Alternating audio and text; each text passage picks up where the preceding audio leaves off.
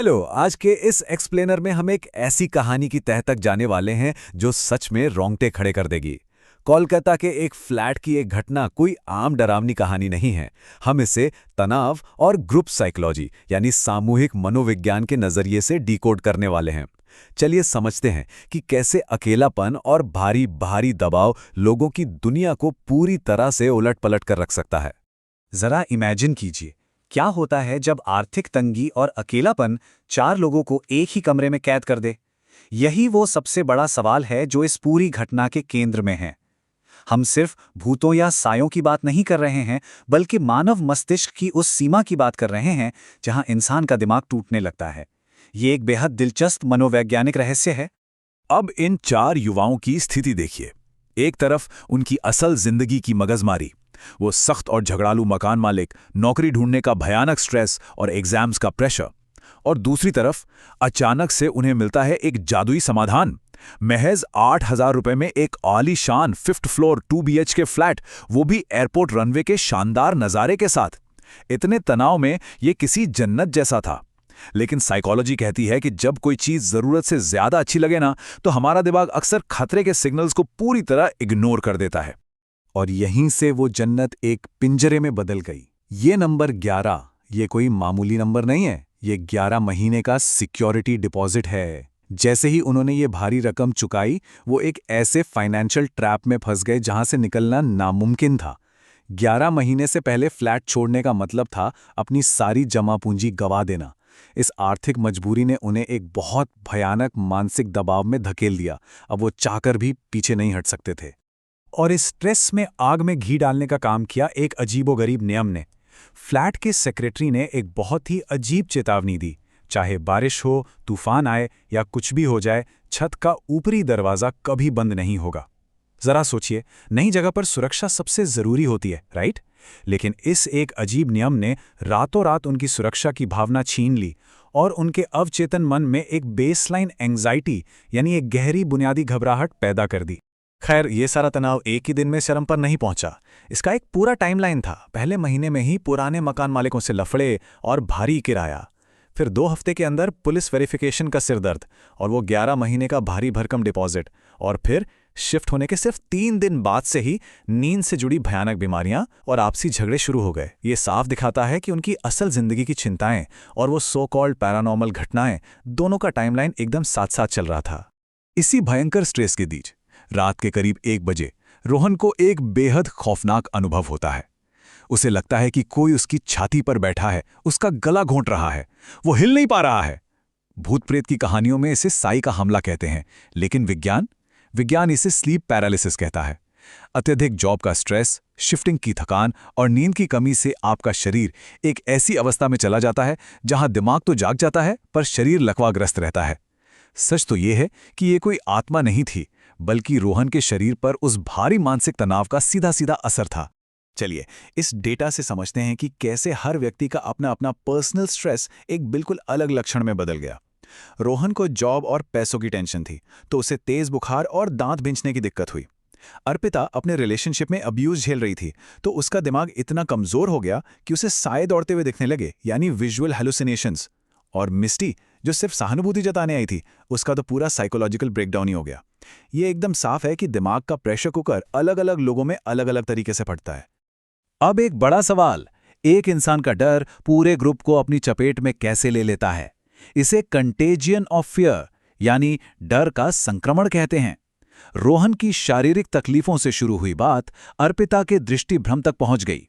जब एक बंद जगह में एक इंसान पैनिक करता है, तो वो डर छूत की बीमारी की तरह फैलता है। जब अर्पिता ने रोहन को तड़पते देखा, तो उसके खुद के दिमाग ने खतरे के अलार्म बजा दिए और जल्द ही उसे भी हॉल में एक साया भागता हुआ नजर आने लगा। और इस डर को 10 गुना बढ़ाने का काम किया उस फ्लैट की अजीबो-गरीब बनावट ने। जरा इमेजिन कीजिए, आप 5वीं मंजिल पर रह रहे हैं, लेकिन तीसरी और चौथी मंजिल पूरी तरह से खाली और वीरान पड़ी है। फर्श पर मोमबत्ती पिघलने के अजीब गोल निशान बने हुए हैं और छत के वो डरावने नियम तो हैं ही। ये सारी चीजें किसी भी इंसान को हाइपर विजिलेंट यानी हद से ज्यादा शक्की और सतर्क बनाने के लिए काफी थी। उन्हें लगने लगा था कि वो पूरी दुनिया से बिल्कुल कट चुके हैं। जब आप इस तरह बाहरी दुनिया से कट जाते हैं ना, तो एक feedback loop of group panic शुरू होता है। इसके 3 स्टेप्स होते हैं। पहला, कोई एक इंसान घबराता है, जैसे अर्पिता ने साया देखा। दूसरा, क्योंकि बाहर का कोई इंसान उन्हें यह बताने के लिए नहीं है कि अरे ये तुम्हारा भ्रम है, तो पूरा ग्रुप एक दूसरे के डर को सच मान लेता है। और तीसरा, शेयर्ड डिल्यूजन यानी साझा भ्रम। अब पूरे ग्रुप को एक साथ आवाजें सुनाई दे रही हैं, बर्तन गिरने की आवाज, प्लास्टिक फड़फड़ाने की आवाज। साइकोलॉजी में इसे मास हिस्टीरिया कहते हैं, जहां एक बंद समूह का हर सदस्य एक ही भ्रम को सच मान बैठता है। इस पूरी सिचुएशन को हम बॉइलिंग फ्रॉग वाले उदाहरण से समझ सकते हैं। कहते हैं कि अगर एक मेंढक को पानी में डालकर धीरे धीरे गर्म किया जाए तो वो बाहर नहीं कूदता और उसी में उबल जाता है। इन चारों के साथ लिटरली यही हुआ। उन्होंने बहुत सारे रेड फ्लैग्स को इग्नोर किया, जैसे अप्लायंसेस का अपने आप चालू होना या हवा में ऊपर की तरफ उड़ता हुआ बालों का जुड़ा। वो 11 महीने के डिपॉजिट वाले पिंजरे में इतना फंस चुके थे कि उन्होंने इन डरावने संकेतों को अपनी किस्मत मान लिया और बस बर्दाश्त करते रहे। बात तो तब और बिगड़ गई जब रोहन के रिश्तेदार उनसे मिलने आए। उनके छोटे भाई ने अचानक डरते हुए पूछा, क्या तुमने भी वो चीज देखी? उनका दावा था कि उन्होंने एक लंबे बालों वाले आदमी को हाथों पैरों के बल रेंगते हुए देखा। ये घटना ये साबित करती है कि एक ऐसा माहौल जो डर और तनाव से भरा हो, वो कितना संक्रामक हो सकता है। नए आने वाले लोग भी जब उस माहौल में कदम रखते हैं तो वो भी उसी सामूहिक भ्रम का शिकार हो जाते हैं। और इस पूरे अकेलेपन और डर का असर उनके आपसी रिश्तों पर क्या पड़ा? एकदम विनाशकारी। फ्लैट में शिफ्ट होने से पहले उनके बीच गजब की बॉन्डिंग थी, साथ नाश्ता बनाना, शाम को छत पर चाय पीना। लेकिन आइसोलेशन के बाद लगातार झगड़े। अयान ने अर्पिता को गालियां देना शुरू कर दिया और अर्पिता तेजी से गहरे डिप्रेशन में चली गई। वो जगह एक बेहद जहरीला माहौल बन चुकी थी, जो उनके मानसिक पतन का सबसे बड़ा कारण था। इसे बेहद नाजुक और टूटे हुए माहौल में एंट्री होती है एक आउटसाइडर की, मिस्टी। वो अर्पिता की दोस्त थी और उसे उस डिप्रेशन से बाहर निकालने के लिए साथ रहने आई थी। लेकिन जब कोई बाहरी इंसान किसी ऐसे ग्रुप में जाता है जो पहले से ही मैस हिस्टीरिया और ट्रॉमा से गुजर रहा हो, तो उस बाहरी इंसान के भी उस पागलपन की चपेट में आने के चांसेस बहुत ज़्यादा होते हैं। और मिस्टी के साथ भी बिल्कुल यही हुआ। यहीं से ये पूरी कहानी अपने सबसे खतरनाक मोड़ पर पहुंचती है। मिस्टी का जो साइकोलॉजिकल ब्रेकडाउन हुआ, वो सच में डरा देने वाला था। वो खाली छत से बातें करने लगी, जैसे किसी अदृश्य साये से बात कर रही हो। एक दिन उसने खौलती हुई गर्म चाय बिना किसी दर्द के एक ही घूंट में पी ली। उसने अपने बाल बिल्कुल वैसे ही बना लिए जैसा अर्पिता ने किसी भूत का होने का दावा किया था।